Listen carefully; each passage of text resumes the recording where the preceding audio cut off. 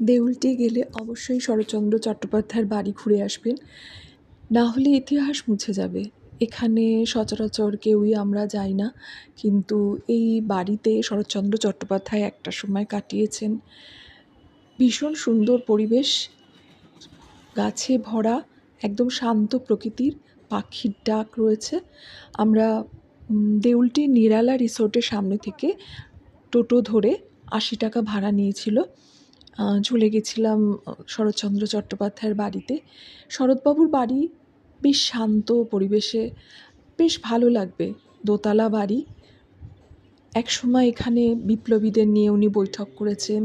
এই ঘরটায় বসে, চেয়ারে বসে অনেক গল্প উনি লিখেছেন। উনার বাড়ির পাশ দিয়েই রূপনারায়ণ নদী ছিল একটা সময়, কিন্তু রূপনারায়ণ নদী এখন দূরে সরে গেছে। এই ঘরটাতে অনেক বিপ্লবীদের নিয়ে বৈঠক হয়েছে। আর এই যে ঘড়িটা, এটা ১০০ বছরের পুরনো এবং এটা ৭ দিন চলে একবার দম দিলে।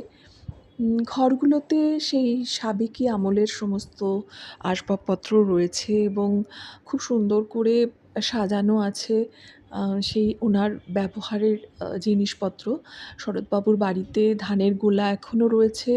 উঠোনে বসে বেশ আমরা অনেকক্ষণ সময় কাটালাম, গল্প করলাম। এই লাল সিঁড়িটা দিয়ে যখন উঠছিলাম তখন ভাবছিলাম যে শরৎবাবু এই সিঁড়িটা দিয়েই একটা সময় উঠতেন এবং অনেক আ গুণী মানুষের পায়ের চিহ্ন পড়েছে এই বাড়িতে।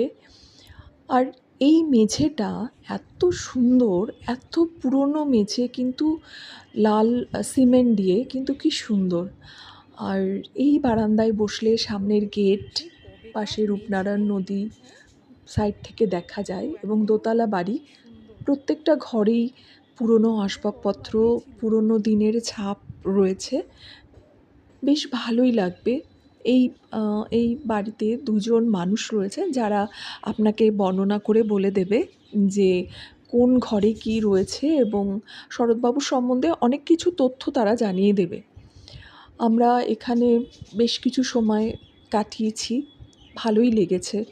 আ মানুষ না গেলে এই স্মৃতি মুছে যাবে একটা সময়। কিন্তু শরৎবাবু অনেক সুন্দর, সুন্দর গল্প লিখেছেন। এদিকে রূপনারায়ণ নদী রয়েছে এবং রাস্তাও রয়েছে।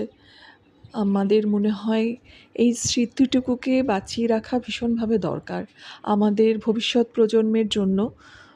তারা হয়তো অনেকেই চেনে না, কিন্তু এই স্মৃতিটা বেঁচে থাক।